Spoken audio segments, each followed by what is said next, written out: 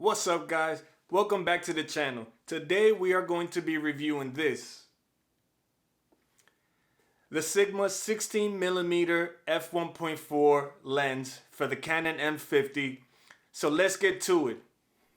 Now here's how this is gonna go. I'm gonna first unbox this. I'm gonna show you what a beautiful piece of hardware this is.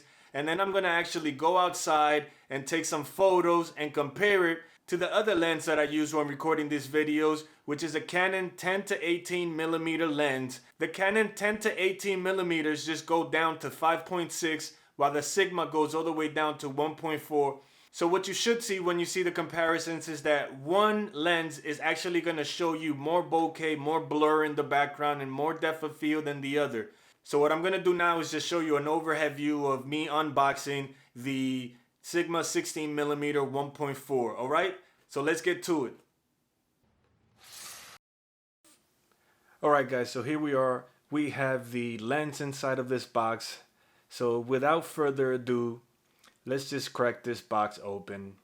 As we can see here, it says Sigma on the top. Looks like we have some sort of egg crate sort of protection shell here. Not sure what to call this, but it looks like an egg crate box. Here we have the lens. Let's get this out. Move the hood over and pull this out of the wrapper. Now you can see here we have the Sigma cap on this beautiful lens, and the same thing on the bottom. We have another cap. We can see here that this is the 16mm f1.4 lens from Sigma. Feels great in hand. Looks like it's actually made out of aluminum. The throw on the focus ring seems to be pretty, I would say, decent. Has a good amount of weight. And here we have this beautiful lens. Looks like it's got some protection on it. Beautiful colors coming out, reflecting on the glass. And here we have the bottom with all the connectors, and the same deal, just beautiful piece of glass. Feels good. It just has like a good weight to it. Feels really quality, great in hand. I love how this feels. Looks like it's got some pieces that might be plastic. This might be aluminum actually, but in general it looks like this is made out of aluminum. I won't say steel, although it does feel pretty hefty in terms of the build quality. It just feels great in the hand.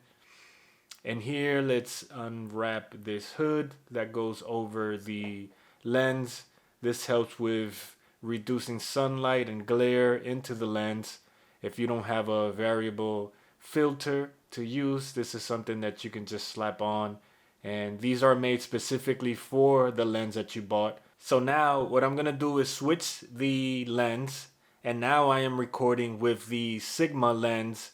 And as you can see here, I have the 10 to 18mm lens from Canon, which is also 67mm in size.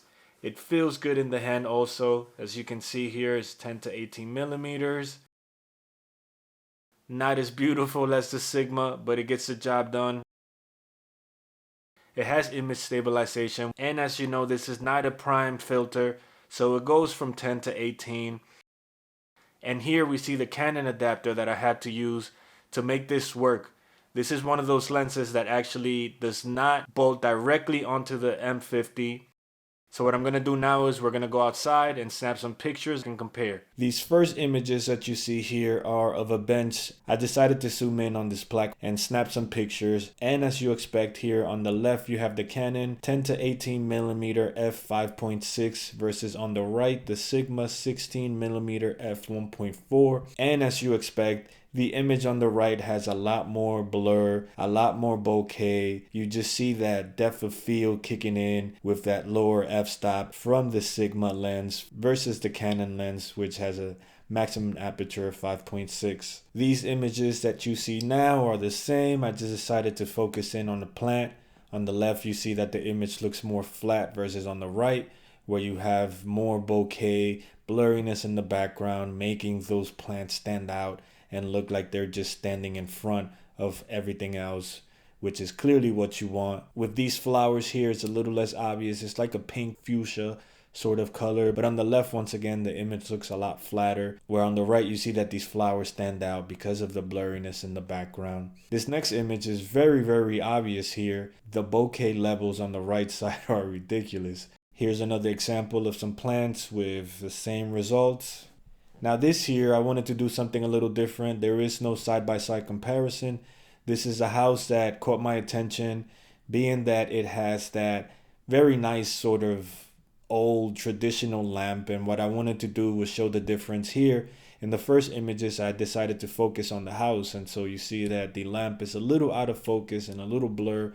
And then in the second image, I decided to focus on the lamp, which, as you can see, the house in the background is now sort of out of focus and has a little blur there, so that you can see that the lamp is now the focus and it stands out. These next images are basically of my daughter. Very conveniently for my wife, she's in the background and it's very blurred, so you can't really see her. So these are just images of my little girl having fun at that park.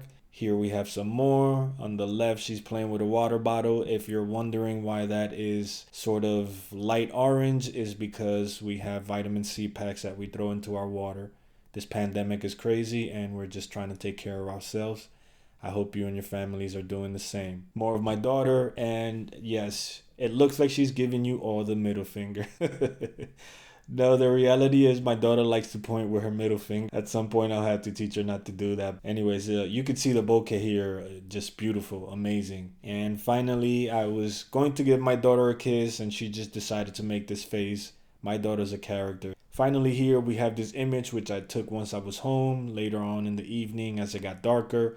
On the left side, clearly we have the Canon, and on the right side we have the Sigma. But here we have more detailed information about the images. On the left, we have an ISO of 3200 at f1.6 and 1/30th of shutter speed. Where on the right, we have an ISO of 800 with f1.4 and a 160 shutter speed. And you can see the difference here. The right side has a lot more details. You can see more of the image. They're both not great quality. This is not something I spent too much time on. I did minor tweaking in Lightroom, and so before the images got super distorted and damaged, I just kind of did some basic work. You can see here on the left that you could barely see anything. You can't really make out much of the darkness. And on the right side, you can see that there's a house there. You can see some trees, and the sky is a lot brighter, and the clouds are smoother.